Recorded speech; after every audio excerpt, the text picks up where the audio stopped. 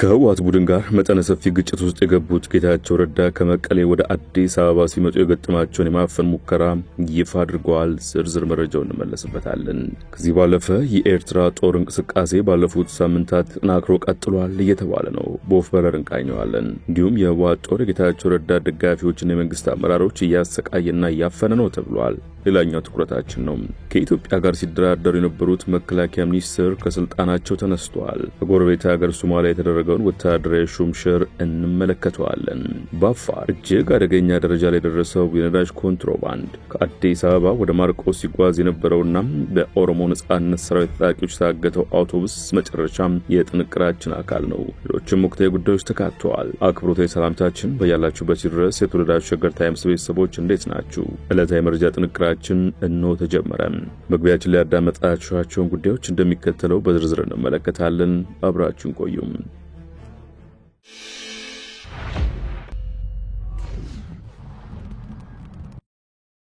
ወደ ቀዳሚ ጉዳያችን አምራችሁ ወደ ኤርፖርት ስገባ ልታፈን ነበር። ጌታቸው ረዳ ከህወሓት ቡድን ጋር መጠነ ሰፊ ግጭት ውስጥ የገቡት ጌታቸው ከመቀሌ ወደ አዲስ አበባ ሲመጡ የገጠማቸውን የማፈን ሙከራ እንዲህ ነው የገለጹት። ያኔ ወደ አዲስ አበባ ጉዞ 10 ሰዓት ተኩል አካባቢ ይመስለኛል በመናርግበት ሰዓት ኬላ እንደነበረ አላውቅም። ኬላ ተደርጎ ነበረ። እንግዲህ እኔ በአጀብ ነው የምሄደው። ኬላ ሲያስቆሙ የኔ ጠባቂዎች የምን ኬላ ነው የሚል ጥያቄ ያቀረቡ። ጌታቸው ይህንን ያሉት ወደ አዲስ አበባ ሲመጡ ምናልባት በመቀሌ ስራ መስራትም ሆነ መንቀሳቀስ የማይችሉበት የደህንነት ስጋት ላይ ገብተዋል የሚል ጥያቄ ቀርቦላቸው ነው።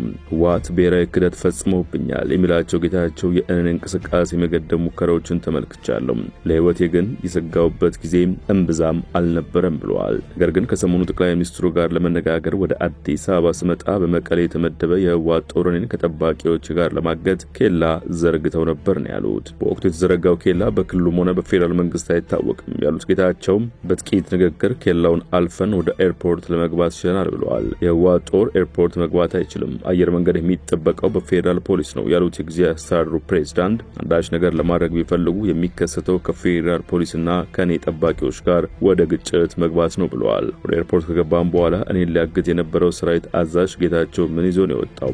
እንዴትስ እንዲወጣ ተፈቀደለት? በሚል ሲፎክር እንደነበር ሰምቻለሁ ያሉት ጌታቸው የሚከፍሏቸው ሚዲያዎችም ከክስተቱ በኋላ የዘገቡት እኔ እንዳመለጥኩ ነው ብለዋል። እንደ ሪዮት ዘገባ እናም እየገባኝ ያለው ከህወሓት እገታ አሊያም አፈና እንዳመለጥኩ ነው ብለዋል። ያም ሆኖ ሙከራው ወደ መቀሌ ከመመለስ እንደማይከለክላቸው የተናገሩ ሲሆን አሁንም ድረስ የትግራይ መሪ እርሳቸው እንደሆኑ ማህተሙም በእጃቸው እንደሚገኝ ተናግረዋል።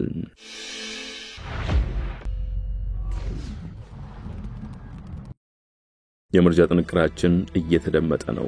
ወደ ሌላኛው ጉዳያችን አምራችሁ በአፋር እጅግ አደገኛ ደረጃ ላይ ደረሰው የነዳጅ ኮንትሮባንድ። በአፋር ክልል የሚገኙ የባጃጅ አሽከርካሪዎች ቤንዚን ከማደያ ማግኘት ባለመቻላቸው ምክንያት በጥቁር ገበያ 1 ሊትር ቤንዚን እስከ 300 ብር ለመግዛት መገደዳቸውን ገልጸዋል። ባጃጅና ሞተር ሳይክሎች ከማደያዎች ቤንዚን ለመቅዳት እንደማይፈቀድላቸው ለአዲስ ስታንዳርድ አስታውቀዋል። ለደህንነታቸው መስጋት ስማቸው እንዳይጠቀስ የጠየቁ አንድ የክልሉ የአሚባራ ወረዳ የባጃጅ አሽከርካሪ ቤንዚን ከማደያ ማግኘት ካቆሙ 1 ዓመት ማስቆጠራቸውን ተናግረዋል። አያይዘው መኪኖች ከማደያ ቤንዚን እንደማያገኙ ገልጸው ሆኖም ባጃጅና ሞተር ሳይክሎች ከማደያዎች ቤንዚን ለመቅዳት እንደማይፈቀድላቸው አመልክተዋል። ሌላኛው በአዋሽ አርባ ነዋሪና የባጃጅ አሽከርካሪ የሆኑት አሊ ሲራጅ በበኩላቸው ቤንዚን ከጥቁር ገበያ ካልሆነ በማደያ ማግኘት ዘበት መሆኑን ለዜና ምንጩ ገልጸዋል። አሁን ላይ በጥቁር ገበያ ችርቻሩ 1 ሊትር ቤንዚን በ250 ብር እንደሚገዙ ገልጸው በዚህም የተነሳ የኮንትራት ስራ ካልሆነ በቀር አጫጭር ጉዞዎችን መስራት እንዳቆሙ ተናግረዋል።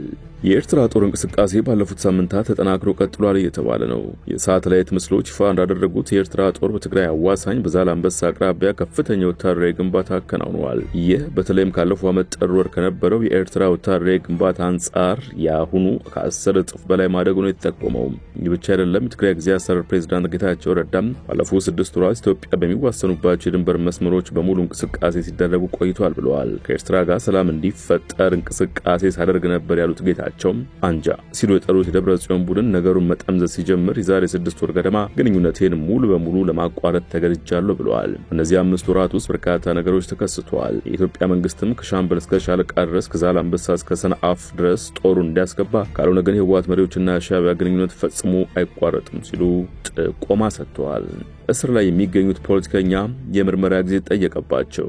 በቤኒሻንጉል ጉሙዝ ክልል የአሶሳ ዞን የመጀመሪያ ደረጃ ፍርድ ቤት ያለ መከሰስ መብታቸው በተነሳባቸው የክልሉ ምክር ቤት አባል ዮሐንስ ተሰማ ላይ የ14 ቀናት የምርመራ ጊዜ እንደፈቀደ ከቤተሰባቸው መስማቱን ቢቢሲ አማርኛ ዘግቧል። ተከሳሾች የተጠረጠሩባቸውን ወንጀሎች እንዳልፈጸሙ ለችሎቱ መናገራቸውንና ከውጭ ኃይሎች ጋር ግንኙነት መፍጠር በሚል የቀረበባቸው ውንጀላ የትኛው የውጭ ኃይል እንደሆነ በግልጽ አልተገለጠም በማለት ለችሎቱ ምላሽ መስጠታቸውን ዘገባው ጠቅሷል። በተያያዘ የክልሉ ፍትህ ቢሮ የክልሉ ህገ መንግስት ማሻሻያ ከምርጫ ክልሎች አደረጃጀት ጋር የሚያገናኘው ነገር የለም በማለት ለክልሉ ቴሌቪዥን በሰጠው ማብራሪያ ተናግሯል።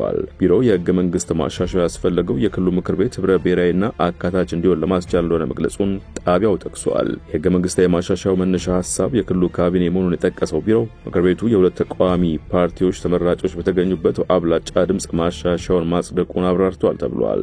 የክልሉ ምክር ቤት መቀመጫ ብዛት ከ99 ወደ 165 ማደጉን በመቃወም ለፌዴሬሽን ምክር ቤት የህገ መንግስት አጣሪ ጉባኤ አቤቱታ ያስገቡት የተቃዋሚ ቦሮ ዲሞክራሲያዊ ፓርቲ ቦዴፓ አባል ዮሐንስ ተሰማ ያለመከሰስ መብታቸው ሳይነሳ ከአንድ ሳምንት በፊት መታሰራቸው ይታወሳል።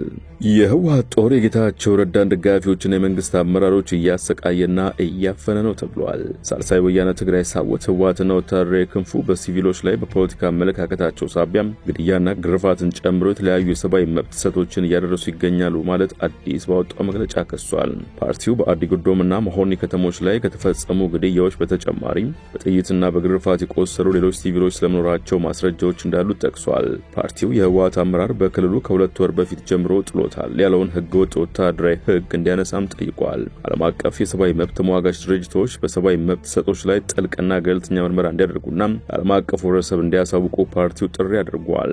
ኢሰመኮ በበኩሉ በትግራይ ክልል በአዲጉዶም ከተማ መጋቢት 2 ቀን 2017 ዓ.ም የከተማዋን አስተዳደር ለመቆጣጠር ሲባል በተነሳ ግርግርና ሁከት 4 ሰዎች አካላዊ ጉዳት እንደደረሰባቸው ማረጋገጡን አስታውቋል።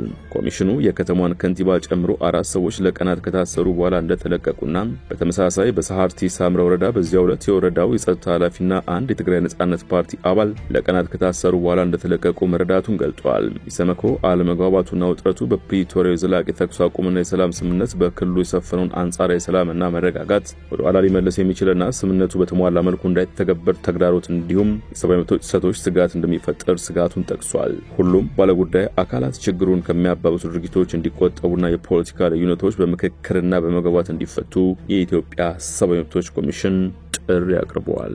በሸኔ ታጣቂዎች ታገቱ አውቶቡስ ከአዲስ አበባ ወደ ማርቆስ ሳፋሪዎችን አሳፍሮ ሲጓዝ የነበረ ፈለገ ጊዮን የሚል ስያሜ ያለው ባስ በኦሮሚያ ክልል ከፍቼና ጎሃጽዮን መካከል ባለው መንገድ ላይ አሊደሮ በተባለ ስፍራ ሙሉ ተሳፋሪዎቹ መታገታቸው ተሰምቷል። እገታው የተፈጸመው ከትናንት በስቲያ ነው። ሹፌሩን ጨምሮ 50 የሚሆኑ ሰዎችን አሳፍሮ እንደነበር የተገመተው ባስ በግምት 2 ሰዓት ከ30 አካባቢ በታጣቂዎች ተመቱት ተሳፋሪዎች መወሰዳቸውን የአይን እማኝ ሹፌሮች ተናግረዋል። በምስሉ የሚታየውና በታርጋ ቁጥር A30273 የተመዘገበው ፈለገ ጊዮን የሚል ስያሜ ያለው አውቶቡስ ከአዲስ አበባ ወደ ማርቆስ ያቀና ነበር።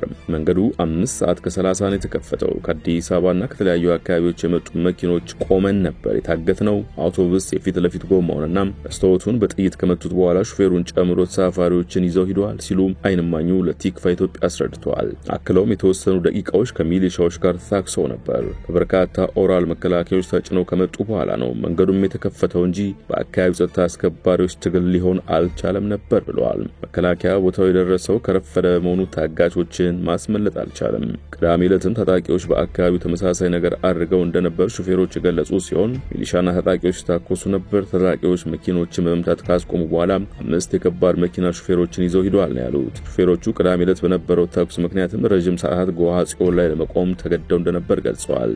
አግተው ወስደው 3 እና 4 ሚሊዮን መጠየቅ ልምድ አድርገውታል። ነገር ግን ከፍለም በህይወት ስለመለቀቅ ዋስትና የለም ሲሉ ምሬታቸውን ገልጸዋል። አካባቢው ሸኔ ታጣቂዎች የሚንቀሳቀሱበት አካባቢ እንደመሆኑ በተደጋጋሚ ሹፌሮችና ተሳፋሪዎች የሚገደሉበትና የሚታገቱበት ሂደት ቢኖርም ችግሩ የሚፈጠርበትን ቦታ ለይቶ መጠበቅና አጋቾችን አድኖ መያዝ ባለመቻሉ ችግሩ እንዳይቆም እንዳደረገው ተገልጿል።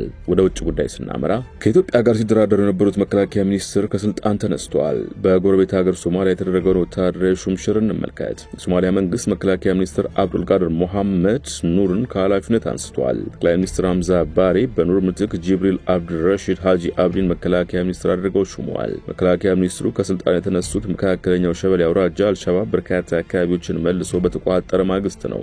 ኑር ከኢትዮጵያ ጋር ተፈጥሮ በነበረው ውዝግብ ዙሪያ መንግስታቸውን አቋምና እሴታቸውን በኤክስ ገጻቸውና በመገናኛ ብዙሃን በተደጋጋሚ በመግለጽ ይታወቁ ነበር። ጥንቅራችን አበቃ። በያላችሁበት ሰናይ ጊዜ ይሁንላችሁ።